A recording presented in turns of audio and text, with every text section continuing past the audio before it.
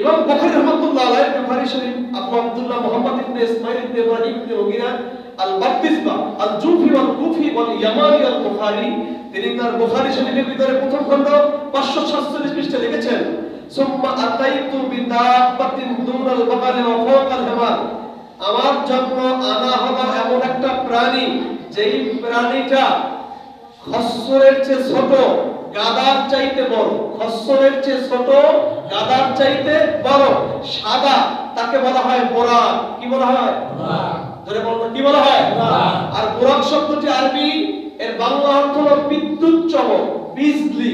এই যে বিজলি কেমন আছে না, এটা ওখান থেকে নিয়েছে, যেটা এটার গতি খুব বেশি, ভালো মানের বিজলি। মেঘের মধ্যে যেমন বিজলি চমকায়, এক মুহূর্তে যদি আকাশে বিজলি চমকায়, পৃথিবীতে আসতে সময় লাগে না।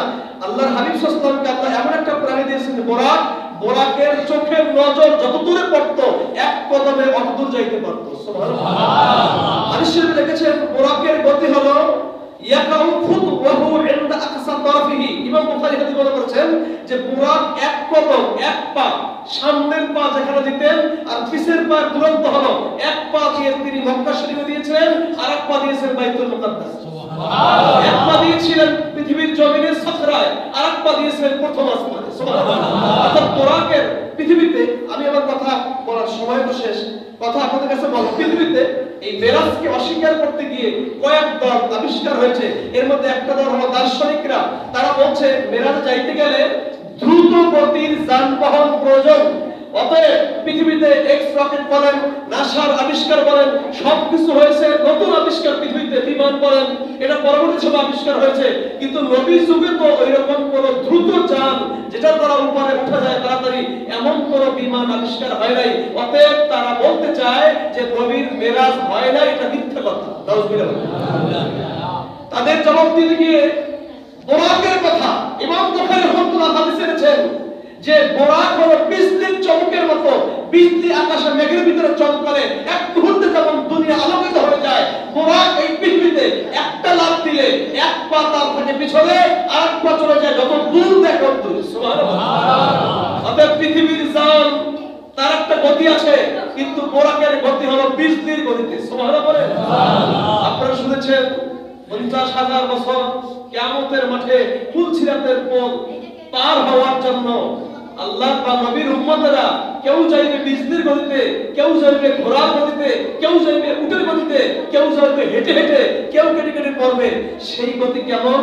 যার আমল ভালো হবে তিনি মাত্র ফুলসিরাতের কোলে উঠবে, বিজলি আকাশে চমকালে এক মুহূর্তে যেমন দুনিয়া আলোকিত হয়ে যায়, আমার নবীর উম্মতেরা, নবীর প্রেম যার আছে, তিনি ফুলসিরাতের উপরে দাঁড়াবে, এক মুহূর্তে দেখবে ওপার চলে গিয়েছে। সুবহানাল্লাহ।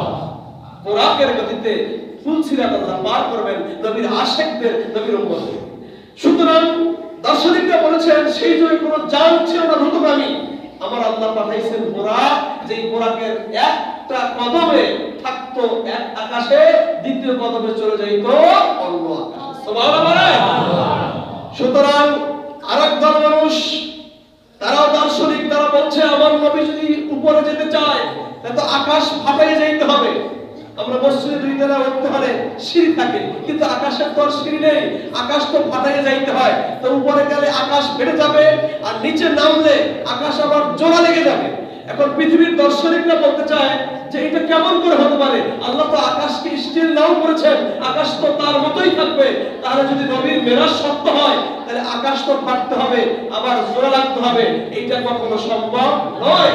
তার দলিল দিয়েছেন সূরা ইয়াসিনের ভিতরে, ইন্নামা আরাদা শাইয়ান আন ইয়াকুনা লাহু কুন ফায়াকুন। আল্লাহ কয় আমি যদি কোনো কাজ করতে চাই শুধু বলা হয় কুন হও, সঙ্গে সঙ্গে হয়ে যাবে। সুবহানাল্লাহ।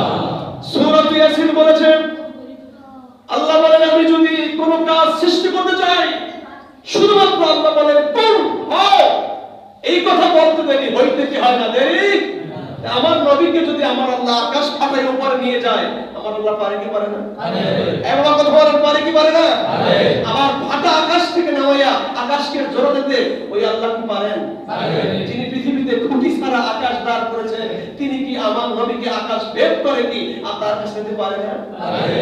সবার শুধু আমি আর দীর্ঘায়িত করছি না, আরেক দল উলামায়ে কেরাম তাদের মত ব্যক্ত করেছেন যে আমার নবীর মেরাজটা মূলত ঘুমের ভিতরে হয়েছিল।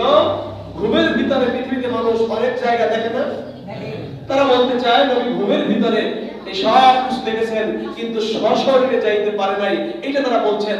আমরা আপনাদের কাছে সময়ের আলোকে এই আলেমদের মতে আজকে বাংলাদেশে অসংখ্য বক্তারা কথা বলতে গিয়ে তারা আমার নবীর মেরাজকে মক্কা শরীফ থেকে বাইতুল মুকাদ্দাস পর্যন্ত মানে, কিন্তু বাইতুল মুকাদ্দাস থেকে যে আমার নবী আল্লাহর দিদারে গিয়েছিলেন সেই কথাগুলো বিশ্বাস করে না। আমরা আমাদের সময় মতো সুযোগ মতো আল্লাহ আমাদেরকে ইচ্ছা করলে আমরা আপনাদের কাছে সেই কথাগুলো, তাদের যুক্তিগুলো, বর্তমান বিজ্ঞান